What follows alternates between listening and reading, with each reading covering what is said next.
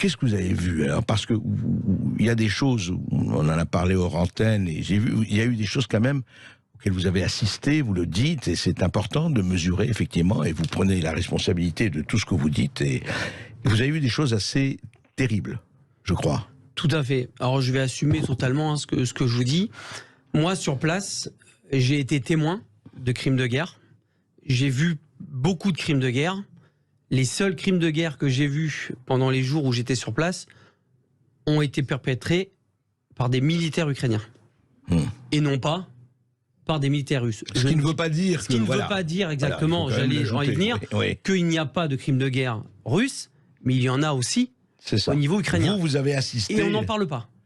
Ouais. C'est ça, moi. Quand je suis rentré en France, j'ai été extrêmement choqué, même des personnes qui sont invitées sur les plateaux télé à droite à gauche. 80% de ces personnes-là ne sont pas allées au moment où il y a la guerre et se permettent de parler, etc. Ça m'insupporte. Parce que entre ce que je vois et ce que j'entends sur les plateaux télé et ce que j'ai vu sur place, il y a une autoroute. Pour moi, c'est abominable. Je vais par exemple parler des militaires Azov. Oui. Les militaires Azov, à la base... Mais vous avez vu où ils sont partout? Ils sont partout. Ah, pas seulement à Azovstal, ou etc. Même à Lviv. Ils sont même à Lviv, à l'ouest. Oui. Ils ont leur scratch avec vous savez, le beau scratch néo-nazi. Ça se tient aussi à le dire. Pour moi, ce qui me choque énormément, c'est que l'Europe donne quand même de l'armement à des militaires, pour moi, néo-nazis, avec un sigle néo-nazi. On n'en parle pas, il suffit de regarder. C'est un ancien sigle SS qui est brandi partout en Ukraine. Et ça partout, pose, et on le voit partout. Partout. Et ça ne pose aucun problème. Moi, j'ai travaillé avec ces gens-là, je leur ai donné des médicaments, etc. Vous savez quelles étaient leurs conversations devant moi? Parce que je comprends un petit peu l'ukrainien et le russe, et beaucoup parlent anglais. Ils rigolaient de se dire que s'ils croisaient des juifs ou des noirs, qu'ils les dépeceraient. Ah, carrément. Voilà ce qu'ils disaient devant vous. Voilà ce qu'ils disaient devant moi, et c'était leur conversation qui les faisait vachement rigoler. Voilà ce qu'ils disaient sur les juifs et sur les noirs. Ça, c'est la première chose. Oui. Ça, moi, je ne pouvais pas cautionner, mais sur place, je ne pouvais pas faire grand-chose. Et qu'est-ce que vous avez vu? Vous dites que vous avez assisté... Oui. J'ai vu donc des militaires russes qui ont été capturés et qui ont été donc du coup déjà bien malmenés et qui ont été, on va dire, attachés. Et en fait, on était dans une sorte de hangar, et ces militaires russes qui ont été capturés arrivaient dans des petites fourgonnettes par 3 ou par 4. À chaque fois qu'ils faisaient descendre ces militaires, les militaires Azov ukrainiens leur demandaient qui est l'officier, qui est l'officier. Je vais vous expliquer pourquoi. Ou ils répondaient pas, ou ils répondaient. Chaque militaire qui descendait de cette fourgonnette se prenait une balle de Kalachnikov dans le genou. Alors qu'ils étaient sans défense, et qu'ils étaient attachés. Ouais. D'accord? Ce que je suis en train de vous dire là, j'ai des vidéos qui l'attestent. Sinon, je ne me permettrais pas de sortir des trucs pareils. J'ai des vidéos où on montre des militaires russes en train de se prendre des balles dans le genou. On ne sait pas trop pourquoi, parce qu'ils ne répondent pas à des questions. Et les gens qui avaient le malheur donc de dire « c'est moi l'officier », se prenaient une balle dans la tête. Voilà comment ça se passe à Boutcha. Voilà comment ça se passe en Ukraine, du moins pour le bataillon ukrainien Azov. Ils pourront dire ce qu'ils veulent. Moi, j'étais là, j'ai vu ce qui s'est passé. Tout ça, on n'en parle pas. C'est vraiment... Je vais vous raconter encore quelque chose de beaucoup plus grave. Vous avez des bombardements tout le temps, on voit la télé, etc. J'ai vu donc des journalistes américains. Il y a des bombardements qui atterrissent dans un petit parc que vous avez dû voir à côté de Boutcha, entre Boutcha, à l'est de Boutcha. D'accord. Et ces Américains donc font une vidéo et disent ben voilà, c'est les bombardements russes, ça atterrit dans un parc, c'est inadmissible et tout. Je vais les voir, je dis mais pourquoi vous dites ça, etc. et tout. On m'a dit mais c'est pas grave, ça fera des images. Et vous savez ce que c'était ces bombardements? En fait, vous avez des petits obus. Donc vous aviez, si vous voulez, une cible qui était russe à l'époque, il y a quelques semaines, et vous aviez donc une équipe d'Azov avec qui j'étais, qui était en train de régler donc des petits mortiers pour envoyer des obus qui se règlent, si vous voulez, avec des petites à la main, d'accord? Et en fait, ça avait été mal réglé. Et ça arrive, une fois sur 2, une fois sur 3. Donc ces obus, Tomber au lieu dans un d'atterrir à 100 mètres plus loin, où il y avait justement les militaires ou du matériel russe, atterrit dans le petit parc. Et on fait passer ça pour des bombardements obus russes. Ouais. Au bout d'un moment, il faut arrêter. Et je vais vous rappeler une règle simple de la guerre. Vous avez par exemple les Ukrainiens, les Russes, qui se tirent dessus, d'accord? Je vous donne un exemple simple. Vous êtes en plein dans la ville, ils se tirent dessus, ils s'envoient des obus. Dans les deux sens. Si les Ukrainiens ratent leur cible, l'obus va atterrir où? Pas sur les Russes. Donc dans une maison ou dans un bâtiment ukrainien. Et la même chose, bien sûr, pour les Russes. Bien sûr. Pourquoi on ne parle pas de ça? Et donc tous les bombardements, toutes les bombes, tous les obus qui atterrissent à Boutcha, à Kiev, etc., c'est du russe. Il faut arrêter. Oui, il faut un petit peu réfléchir. Il y a des deux côtés, les crimes se font des deux côtés. Mais bien sûr, et encore autre chose. Et là, je vais enfoncer le clou, mais c'est pas grave, j'en assumerai les conséquences. J'étais à Lviv, j'étais à l'hôtel, il y a eu des bombardements. J'étais à 500 mètres d'un missile qui atterrit, où je dormais, tout a pété, les glaces, etc. Je vais tout de suite sur place, et en fait, on s'aperçoit que les 5 missiles, il y a 4 missiles qui ont tapé des dépôts d'armement. Des dépôts d'armement qui venaient d'Europe, qui avaient été stockés à Lviv en attente que ça soit amené à Kiev et dans des unités. Vous savez où est-ce qu'il les stocke, l'armement qui arrive d'Europe? Eh bien, il les stocke dans des locaux et dans des maisons civiles, sans que les gens le sachent. Donc ils arrivent la nuit, je vous donne un exemple, ils arrivent la nuit, ils ouvrent un local, parce que les gens ils sont là, ils vont s'en apercevoir. Pas forcément, parce que y a beaucoup de camionnettes civiles, comme des HL, vous voyez ce que je veux dire, vous voyez pas? Ils mettent des caisses d'armement dedans, et ils mettaient dans des immeubles civils, exactement, habités civils, ou sinon collés à des habitations. Qu'est-ce qui s'est passé pour Lviv? Des drones ou je sais pas quoi à repérer, ils ont bombardé. Résultat des courses, 8 civils morts, 2 enfants à l'hôpital, il me semble qu'il y a eu un enfant qui est mort. Ah, les Russes, ils ont tué. Non mais attendez, vous pouvez m'expliquer pourquoi l'armement, en plus l'armement qui vient d'Europe, est stocké à côté de civils? Vous savez comment j'appelle ça? J'appelle ça se servir de la population comme bouclier humain. D'accord? Je vois pas comment... Hélas, ça se passe dans certains pays, c'est terrifiant, vous avez raison. Dites-moi, Botcha. On a vu toutes les photos de Botcha. Alors là, il y a eu très grande polémique. N'étant pas là, je me garderai d'avoir un avis quelconque. Alors, vous savez, il y a eu les cadavres, même Ursula von der Leyen, tout le monde est venu voir le massacre des Russes. C'est du spectacle pour vous? C'était un spectacle. C'est-à-dire que... Non mais est-ce que c'est vrai ou c'est pas vrai? C'est vrai, mais des cadavres ont été laissés volontairement, même certains cadavres ont été déplacés pour que des images soient faites. Je vous dis pas que les cadavres c'était des faux cadavres, c'était des vrais cadavres. Ça, il y a pas de souci. Mais effectivement, les crimes sont des deux côtés, il faut le répéter. Exactement. Mais vous dites, on ne parle pas de ce qui se passe. Exactement. Je ne dis pas que la Russie ne fait pas de crimes de guerre. Attention, je ne dis pas que la Russie, c'est pas leur faute. Bref, c'est pas du tout ça que je dis. Ce que je suis en train de vous dire aujourd'hui, c'est qu'au bout d'un moment, je pense qu'il faut parler un petit peu aussi de l'Ukraine, des crimes de guerre de l'Ukraine, parce qu'il y en a. Donc toutes les personnes qui sont sur les plateaux télé et qui disent l'inverse, je les invite à venir et à aller à Boutcha et d'aller sur place et d'aller voir ce qui s'y passe au lieu de parler là pour dans le vent, c'est insupportable. Et autre chose, je pense que les militaires Azov, il y a quand même des sacrées questions à se poser parce que je vous rappelle l'armement qu'on donne, c'est principalement à ces unités-là. Mais Azov n'est qu'une toute petite partie. Non. Alors, à la base, ils sont 5 000. On nous dit qu'Azov, c'est pas je vais vous expliquer. À la base, ils sont 5 000. Sauf qu'à côté de ça, vous avez des volontaires engagés, plus des volontaires de tout coin qui viennent. Donc, vous multipliez par 3 ou par 4. Donc, ils sont à peu près minimum 20 000. 20 000 pour l'Ukraine, c'est un bataillon qui est énorme, hein.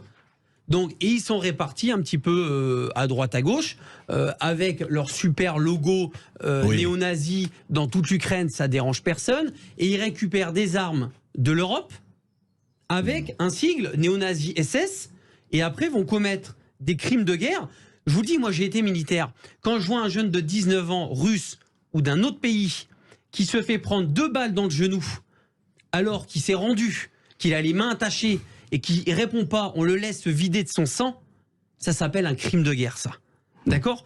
J'ai des dizaines et des dizaines de vidéos qui prouvent ce que je suis en train de vous montrer de ces crimes de guerre. Sinon, je ne me permettrai pas de venir sur votre plateau et de sortir des trucs pareils. Voilà. Adrien Bocquet, vous avez vu, juste une question avant de donner la parole aux auditeurs, vous avez vu des étrangers, enfin des non-ukrainiens venir, des volontaires, je parle militaires. Hein, des mercenaires. Il y a beaucoup de mercenaires français, américains, qui sont sur le sol ukrainien.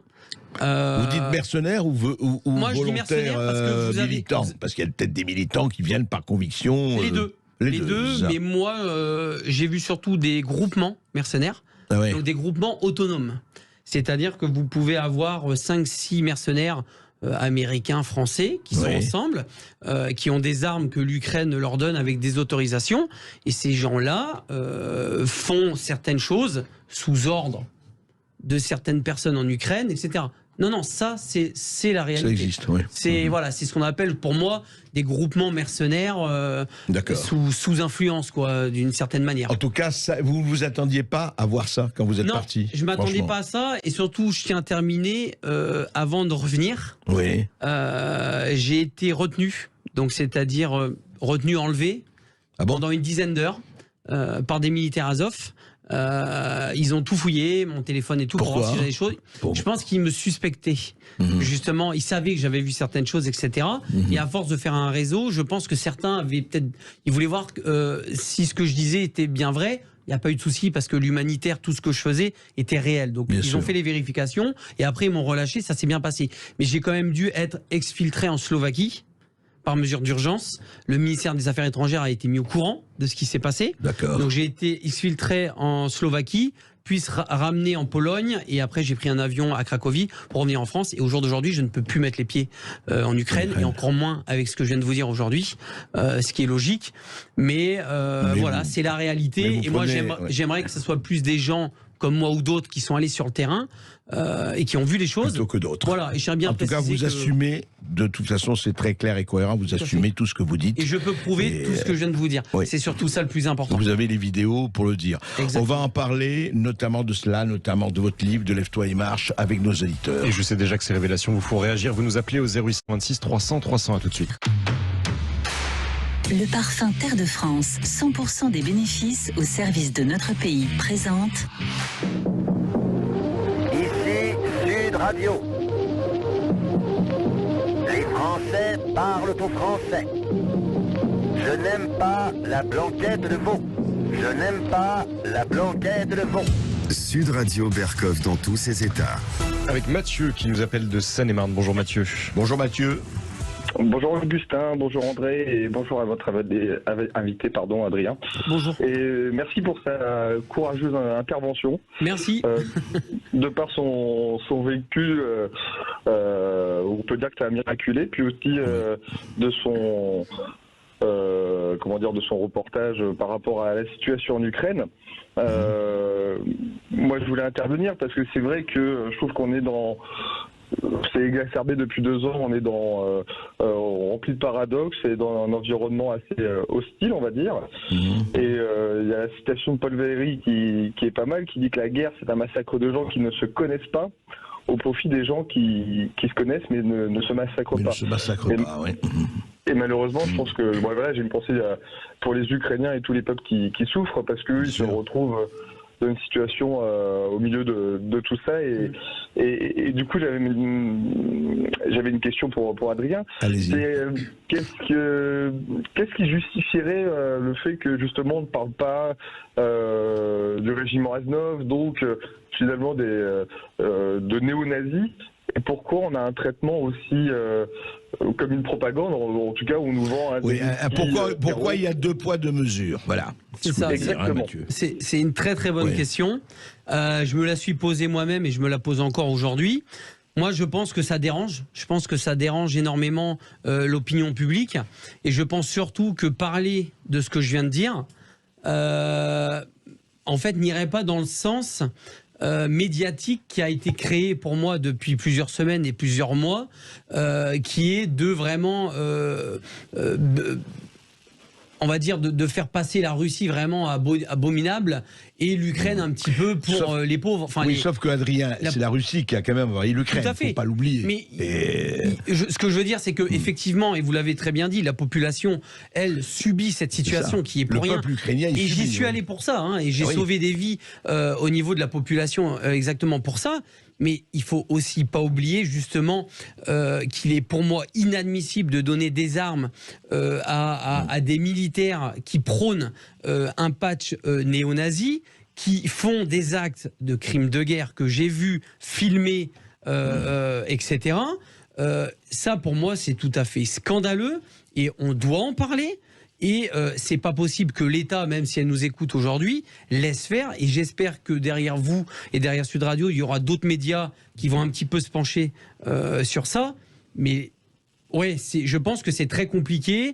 Et je pense qu'il faudrait plutôt poser la question, voilà, à nos dirigeants, notamment. Pourquoi pourquoi la médiatisation a été faite comme ça?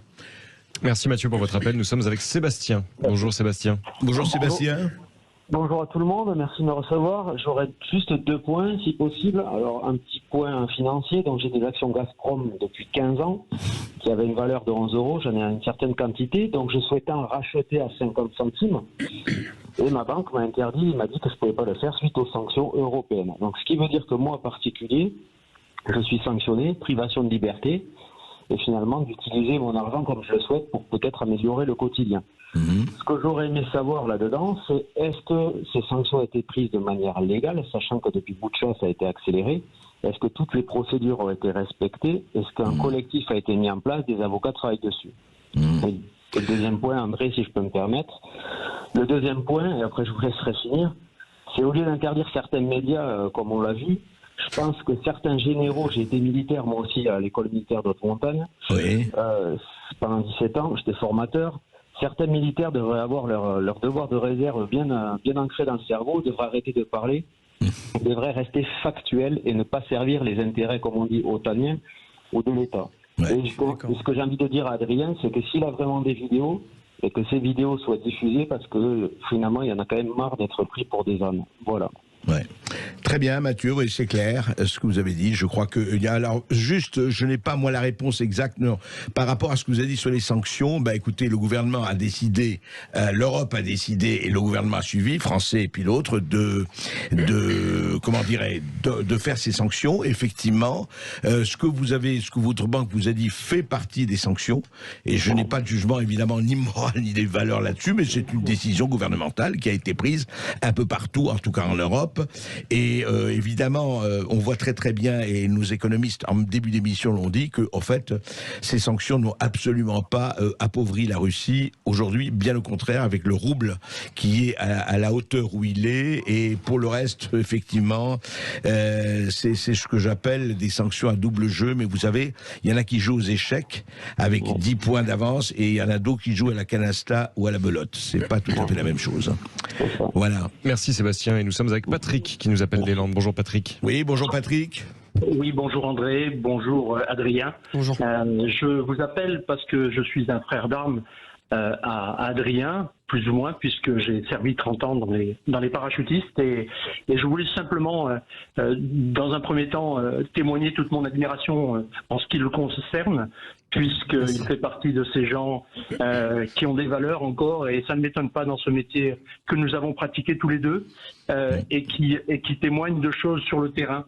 Nous sommes victimes actuellement, et tout le monde le sait, d'influences venant de l'extérieur, enfin, et surtout de nos médias. Et nous sommes comme des moutons de panurge, et nos parents, voire nos grands-parents, je pense, avaient plus de liberté de penser que nous avons.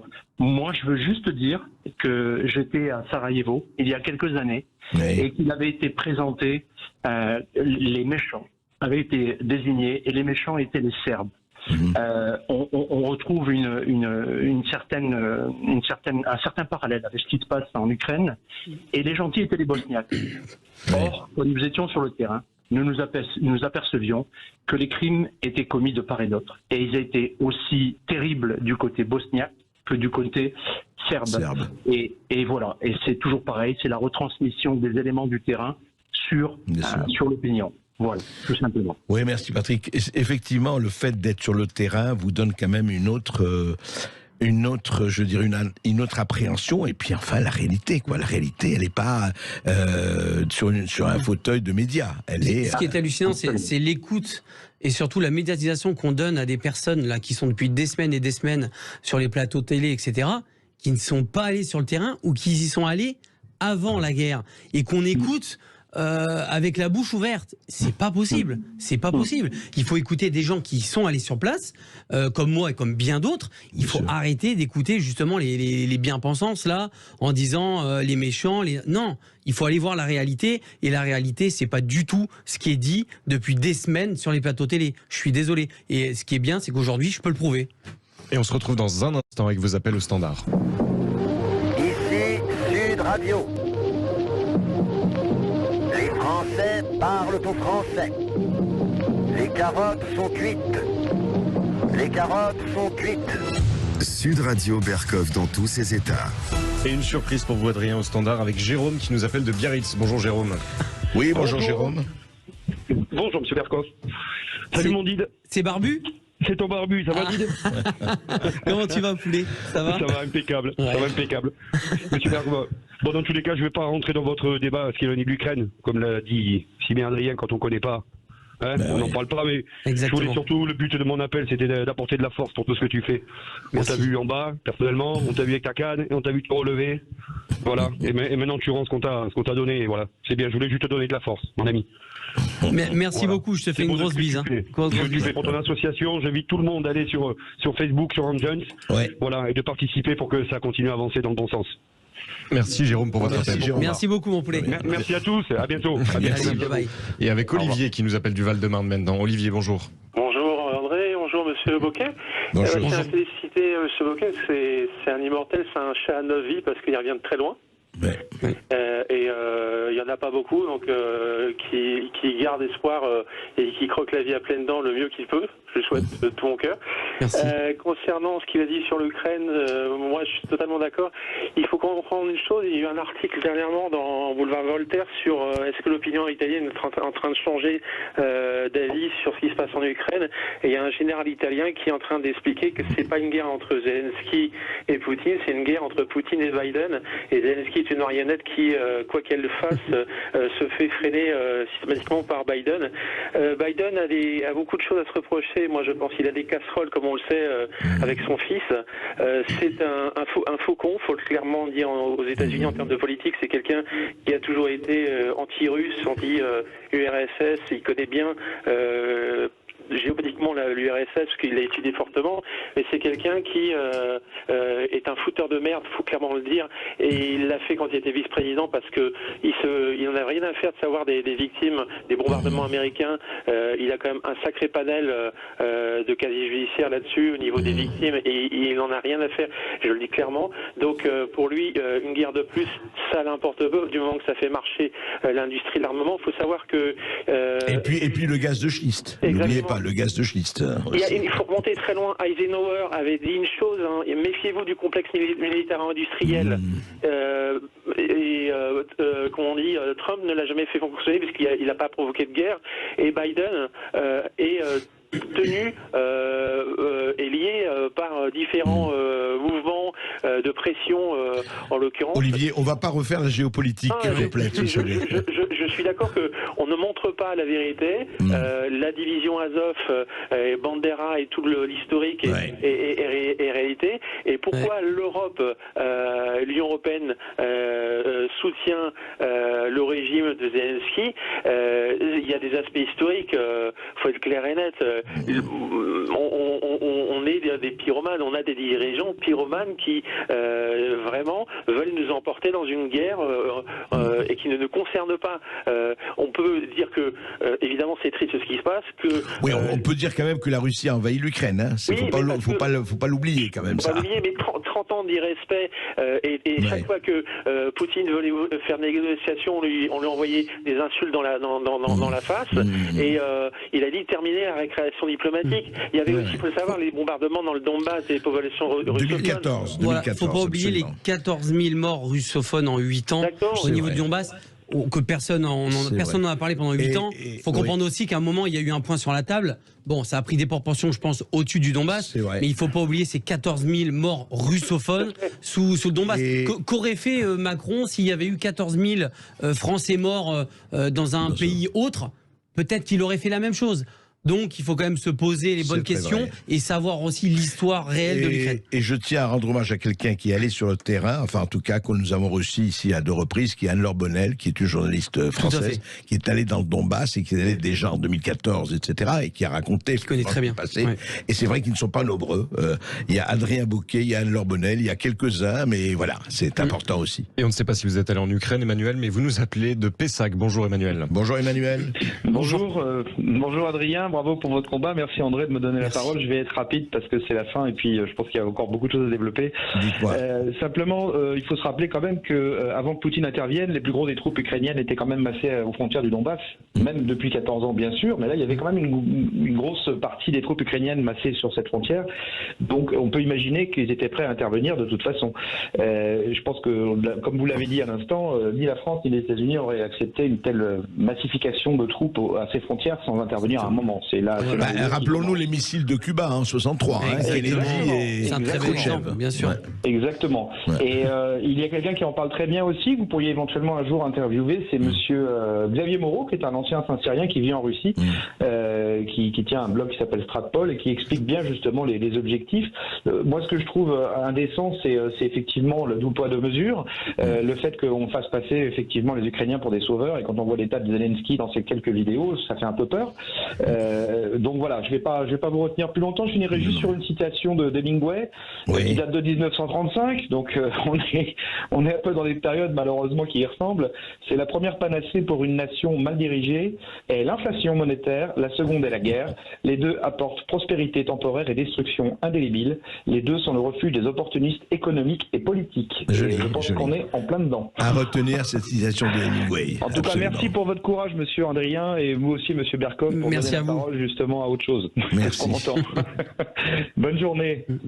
Et non, moi je voudrais continuer effectivement avec Adrien Bouquet, parce que ce qui est important, c'est la première mission humanitaire que vous faisiez après cette mission en Ukraine. Indépendant, oui. Indépendant, bien sûr, parce que j'y suis allé de mon plein gré. Oui, bien sûr. Bien sûr, avec, je tiens à préciser aussi qu'il y avait des ONG sur place et qu'on travaillait avec ces ONG. Par exemple, les ONG nous disaient il y a besoin de médicaments, de matériel dans cet hôpital. Moi, j'étais là donc pour organiser le convoi, sécuriser le convoi, etc. Donc forcément, parce que tout le monde va se poser la question, je suis handicapé, comment je faisais? J'allais pas porter des cartons, j'étais tout le temps pratiquement dans une voiture. J'étais plus là pour organiser et gérer pour autre chose. Mais sinon, oui, c'était vraiment ma première, on va dire, autonome, quoi. Et dites-moi, alors justement, ça m'intéresse par rapport à ce témoignage dont vous parlez. Beaucoup de gens, est-ce que les humanitaires qui ont vu, enfin certains ont dû voir ce que vous avez vu, bien sûr, réagissaient comme vous, ou disaient attendez, ça me concerne pas. Comment ça se passait? Je vais quand même vous dire, les volontaires qu'il y a sur place, déjà, il y en a très peu. Qui vont en Ukraine, ils restent au niveau de la frontière. Les seuls qui vont rester un peu dans l'ouest, et on est vraiment très très peu de volontaires comme moi à aller jusqu'à Kiev ou à Boutcha. Je vais pas vous dire sur les doigts d'une main, mais presque. C'est vraiment comme ça. Ces gens-là, où sont des anciens militaires, où sont des anciens journalistes et tout. Donc, je ne vais pas dire qu'ils ont l'habitude, mais je pense qu'ils savent comment ça se passe. Donc, voilà, j'ai envie de vous répondre. Oui, il y avait pas foule, parce que ça reste quand même dangereux. Il faut aussi anticiper pas mal de choses. Bien sûr. Que ce soit la réaction des militaires, la réaction des gens qui sont là, de savoir se mettre aussi à l'abri au bon moment et au bon endroit. Tout ça, malheureusement, il faut aussi le savoir. Donc, si vous n'êtes pas journaliste de guerre ou ancien militaire, vous prenez des risques quand même inconsidérés. Et je tiens à le signaler, un volontaire qui connaît rien, je le déconseille totalement d'aller en Ukraine.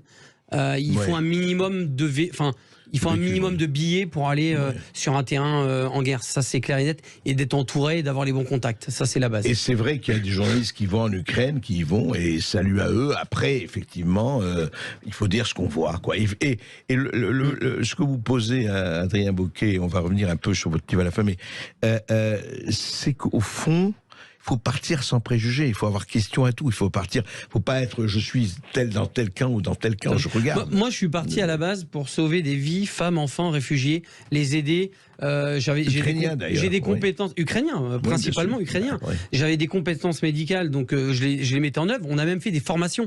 On a même formé certains militaires. Aux blessures de combat. Donc j'ai même formé des militaires ukrainiens, juste voilà, pour qu'on remette un petit peu les choses à sa place. Donc j'étais vraiment là, moi, dans une action humanitaire médicale d'urgence, rien d'autre. Et voilà, et je voulais pas prendre parti parce que j'étais pas là pour ça. Et voilà, sauf que j'ai vu ce qui s'est passé, j'ai entendu des choses abominables, j'ai vu des choses abominables et je m'attendais pas du tout à ça. Parce que si vous regardez les médias et vous allez en Ukraine, mais c'est pas une gifle que vous prenez, c'est 3 coups de poing. Parce qu'entre ce qui est dit là, en France et quand vous arrivez sur place, ce qui se passe réellement, ça n'a rien à voir. Ça n'a rien à voir. Ah oui, mais complètement.